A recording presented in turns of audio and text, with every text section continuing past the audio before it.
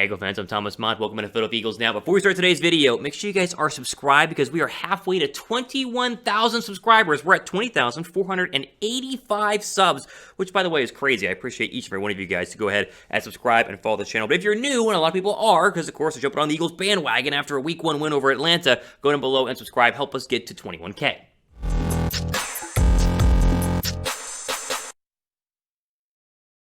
Today's video is brought to you guys by BetQL, our sponsor for the video. Go to chatsports.com/EaglesQL. Use the discount code ChatEagles for 25% off all of their subscription services. All right, on today's video, I want to jump into the 5 biggest overreactions I have seen on Twitter, on different blog websites, on Instagram comments, and I want to break down whether it is an actual overreaction regarding our Eagles' big for Week 1 win, or if it's actually not an overreaction, but an underreaction, or the correct reaction, I should say. So let's jump into the first one. This one I've seen a lot on Twitter. The naysayers are saying the Eagles' run defense was trash. They're like, yeah, the Eagles won, but their run defense in that first half was absolutely garbage. Okay, first off, overreaction. It really wasn't that bad after the first 2 possessions. I mean, I was in the stands, I was watching, I went back and watched the film, and yes, the run defense was kind of bad early on. But after those first 2 drives, Atlanta basically did nothing running the football, and then once the Eagles got the lead, Atlanta had to get away from running the football, and they eventually started passing, and the Eagles' defense started to dominate. I don't think the Eagles' defense is going to be a bad rushing defense at all.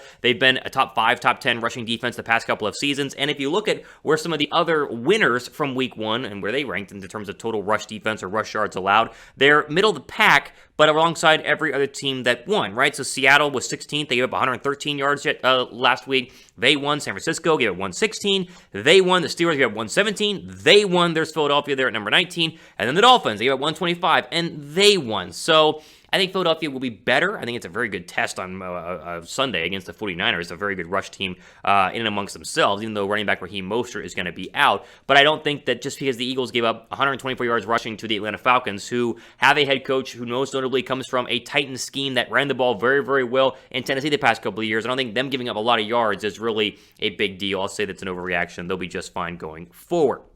Pin comment down below. Answer this one. Give me your biggest Week 1 overreaction. Like, what was your biggest overreaction, whether you believe it's true or not? Go down below in the pin comment and let me know what you guys think. All right, next one here, of course, is one of my favorites. And this one, I mean, everyone's jumping on the Jalen Hurts hype train. Jalen Hurts is the best quarterback in the East. Now, it's not an overreaction because we don't know yet, but I think right now he's the second best quarterback in the East. So maybe it is a little bit of an overreaction, but I'm going to go not an overreaction because if you go, player comparison, Jalen Hurts did not throw a touch, an interception, whereas Dak Prescott did. Now, talk about the defense that they played. The Tampa Bay Buccaneers defense is much better than, of course, the Atlanta Falcons defense, but I do think we currently have a very clear hierarchy in the NFC East. Washington, I mean, Taylor Heineke is obviously the worst quarterback. Maybe he's going to eventually be good, but I didn't even think that Travis Patrick was the best quarterback, or I think he was the worst quarterback before he got injured with the hip injury. Daniel Jones continues to not be able to, be pass protected because the O-line stinks, and he also just does not protect the football. I think you would have to put Dak ahead of Jalen Hurts just a little bit because Dak did look good on Thursday, even though we don't want to admit it. But the expectation for Jalen Hurts this year from most people was that he'd be the worst quarterback in the division. Like, everybody, literally, and their mom was saying, oh, Jalen Hurts is not that great. Why do they, give Joe Flacco a bunch of money? Oh, now they bring in Gardner Minshew. He's going to be terrible. And yet everyone had to shut up on Sunday because he threw 3 touchdowns, had like a 127 QBR, and was an absolute baller on the field and looked very much in control of the Nick Sirianni offense. So he might not be the best quarterback in the East yet, but there's no reason why 3 or 4 weeks from now, especially Week 3, Sunday Night Football or Monday Night Football at Dallas, maybe some minds will be changed to saying that, of course, he is the best quarterback in the division. All right, before we go get into number 3 here, a quick shout out to BetQL, our sponsor for today's video, and the best place to go ahead and take advantage of your sportsbook and really beat out your sportsbook this year. They have the best bet computer model that scans over 350 unique bets to give you the best bet recommendation for every game across all major sports, not just in the National Football League, even that's the focus here on the channel. The best thing about the app, too, is whenever you download it, you get all the different lines, the spreads, and really their best bet recommendations as well right there at the touch of a button. I used that on Sunday and made some money betting on a lot of their recommended games. Go to chatsports.com/EaglesQL/ to get started, and the discount code ChatEagles at payment for 25% off any of their subscription offerings. All of this information will be down in the description box of the video. Get that BetQ app downloaded in the App Store or the Google Play Store today. All right, number 3 for a week 1 overreactions. Jalen Reagor looked like a first-round draft pick. This, to me, is not an overreaction. It might be one of the big forgotten, I would say, players in Sunday's win over Atlanta. We all focused on Devontae Smith, and rightfully so. Devontae Smith is the number 1 receiver on this football team, but Reagor had a pretty darn good day. I mean, I was very impressed with what Jalen Reagor was able to do. He had 6 catches for 49 yards, didn't have the, huge day, I would say 71 yards that Devontae Smith had, but had the receiving touchdown and showed the speed that he was drafted to be. I mean, he was drafted to be a speedster who can create on the edge and create for himself, and he definitely showed that. I think we focused in on Devontae Smith. Dallas Goedert had a very good day as well. Obviously, Jalen Hurts, but the real star to me, based on his performance last year, because he was so bad. I mean, all of us were thinking, why didn't you draft Justin Jefferson? I'm not saying that they still should have not drafted Justin Jefferson, because I would still like him over Reagor at this point in their careers, but the difference between year 1 Reagor to year 2 Reagor, at least through 1 week of this 2021 NFL season, to me is absolutely fantastic. Congrats to Reagor for having a really good day. Not a lot of people are talking about it. I think he was really, really good and looked like a first-round draft pick out there on Sunday. Make sure you guys are subscribed to the channel. I'll mention it one more time here before we go ahead and move into number 4, because we're trying to get to 21,000 subscribers on Philadelphia Eagles now. Trying to be the best one-stop shop for everything regarding the Eagles out there. That's my job. Hopefully I'm doing it well. If you think I am, go down below and hit that red subscribe button. We would greatly appreciate it.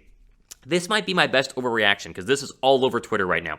The Falcons win means nothing. And they say this because the Falcons looked terrible on Sunday, and maybe the Falcons are actually a good football team. So here's my thought on this. I don't know if this is an overreaction or underreaction. Yet to be seen. Unclear.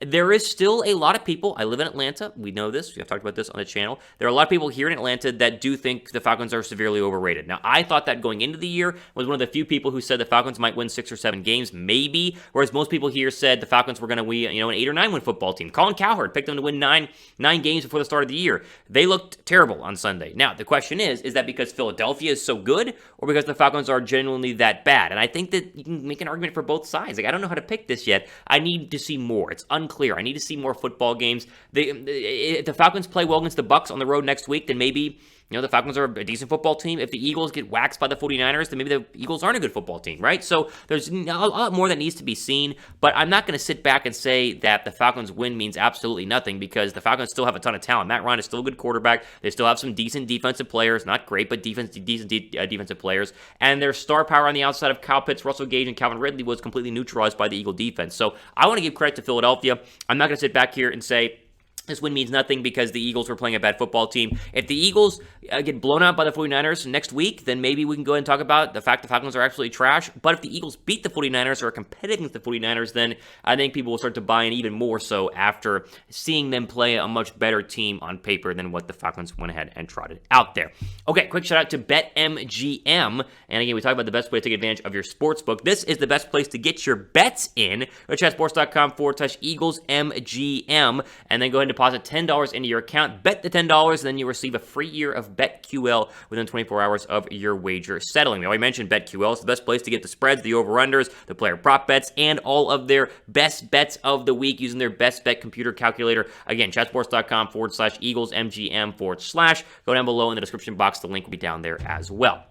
Okay, final overreaction, maybe. I don't think this one is at all. Jordan Mailata is a top 10 left tackle. He already is. I mean, right now he's a top 10 left tackle. This is not an overreaction. He might be a top 5 left tackle by the time the season is done. I went back and watched every single offensive snap that was played, and this O-line in general was fantastic, but Jordan Mailata, he's a freak. I mean, he's an absolute freak. He's an absolute monster, and you could only watch him and smile and go, wow, Philadelphia, I mean, genuinely, they lucked into this guy. Now, there's a lot of great coaching here. Jeff Stoutland would be a guy who never played football to becoming a guy who is a starter with big-time money at left tackle. But credit to the Eagles for finding this guy and believing in this guy. And the fact that he's playing well, to me, is fantastic. I think he's going to eventually become a top left tackle in this league. I think he already is pretty darn close. But once he continues to get more consistent play underneath his belt, especially this week against the 49ers, because they have a much better, I mean, Nick Bosa one-on-one, that's a real test right there for Mailata. I think we're going to continue to see this guy grow. He's only going to get better. He's going to be a top 10 left tackle by the end of the year. Might even be higher than that.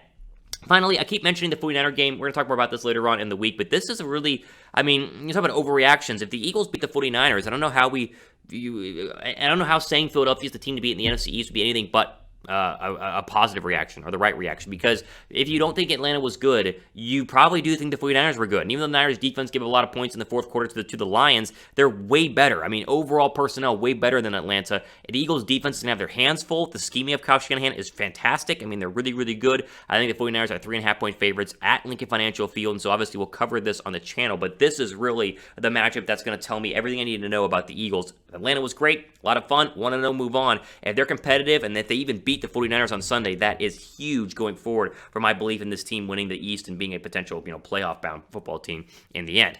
All right, ultimate over the day here on Philadelphia Eagles Now. Again, I'm your host, Thomas Mott. Make sure you guys are subscribed to the channel. I want to get to 21,000, hopefully by the end of the week. Help us out. If you like what we do here, go down below and hit that red subscribe button. Again, I'm Thomas Mott here on a Tuesday, signing off. Enjoy the rest of your day.